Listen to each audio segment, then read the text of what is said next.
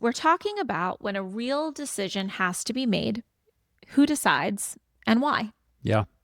Well, even though we're a partnership of equals, right? We can't always have an equal say in things because one of us has a lot more on the line than the other. For sure.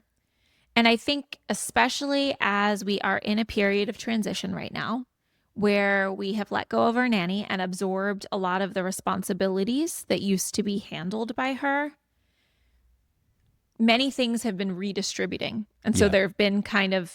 there's been a power vacuum. I don't want to say power has been up for grabs because it's not No, like, I don't think either of us are chasing after more things to do around here. definitely not.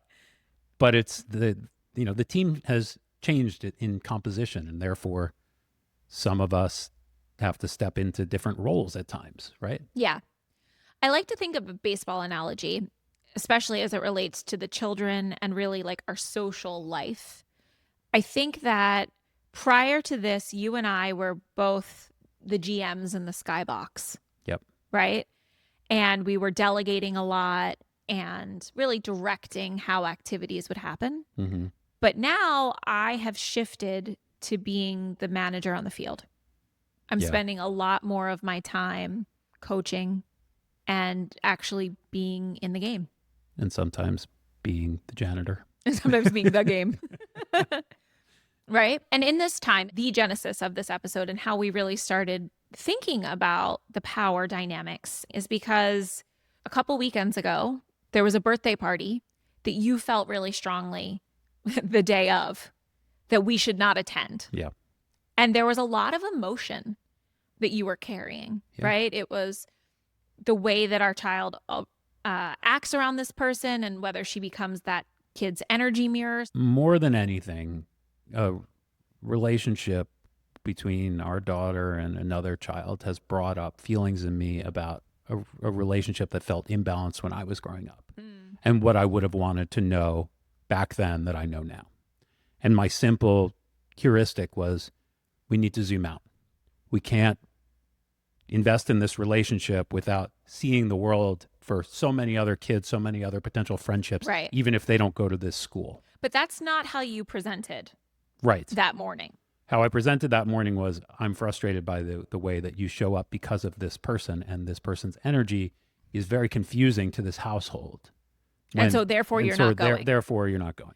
And so, we've had a couple of moments like this before, but what I started to really get curious about, and the reason why I think it's an important topic is because you were adamant that we were not going, that we should not go. And I disagreed, but also like knew that like you weren't going to win this argument because I have the power when it comes to ultimately deciding on what social activities we're doing with the children right now. And why is that? Yeah. Right. Why is that? And so it was a little bit confusing for the kids because they're like, Daddy says we're not going and he feels really strongly about it. But Mommy's saying like, don't worry, Daddy's just having a lot of feelings. Like we're going. Right. And it was confusing even to me in the moment. I'm like, how do I hold space for Greg while ultimately making a decision for our family that I, as the person who holds the responsibility and can kind of see the whole system, may make a different choice. Yeah. And I think after the fact, what I realized is that in that moment, I wasn't so concerned about winning or losing that decision, but I just wanted to know that I mattered, that my voice mattered there. Mm-hmm. And so how do I accept the L while still holding my sense of dignity? So that's what we're going to get into today. Based on the research of John Gottman's relationships and family systems theory, we are going to share 3 simple principles that we are using in our marriage today to design decision making in a way that keeps us aligned, hopefully avoids resentment, and makes us feel good in the moment. So the 3 principles are equality does not equal symmetry, learning how to accept influence and circle back, and to recognize that roles are explicit today and yet must be revisitable over time. For sure. So shall we unpack them? Let's do it. Okay, great. So the first one is equality does not mean symmetry. And I think most of us in relationships know that, right? That we can be a partnership of equals, but that our realms of influence are different, right? Mhm. And that just acknowledging that sometimes, there are areas of our marriage where you hold more of the power. And key to this, though, what we're realizing is that authority must live where responsibility lives in order to have a healthy, stable system.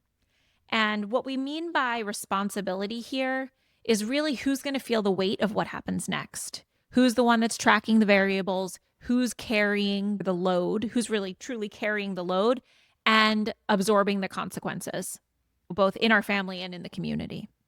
Right. Yeah, it was a great awareness to redefine power and authority with the consequence, as opposed to the like who cares about it more or who's got believability in that domain or anything like that. Sure. It's really about the consequence.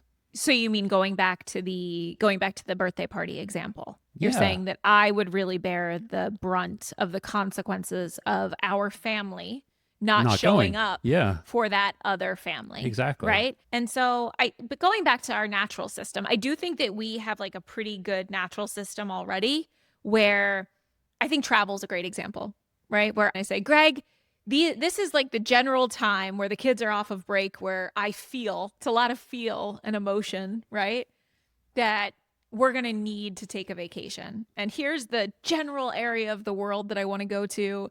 And this is what I need the vibe to be. Yeah, And then you get to work. that's right. And I so appreciate that. Yeah, And you figure out what's our budget and what's in our budget and the logistics of how we're going to get there, where we're going to stay, what gear we're going to bring, right? And yeah, it's this dynamic conversation that unfolds around what might be within our budget versus what's in our vibe, right? And that's kind of the back and forth that we've naturally landed upon.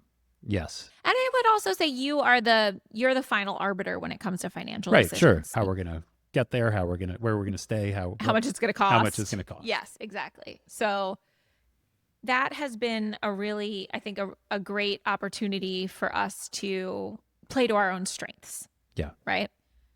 But I think it's really social is the one that's come up for us. And maybe this is one I would think for a lot of couples and a lot of families, that maybe one of the partners runs more of the social calendar.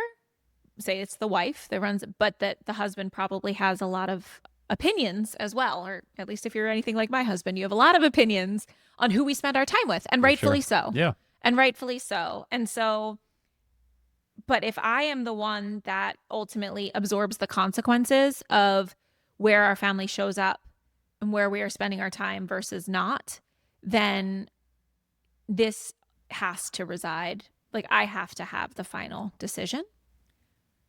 But, and this is number 2, it's equally as important to accept influence and to really hear what you have to say about those decisions in order for us to maintain the emotional integrity of the system. Yeah.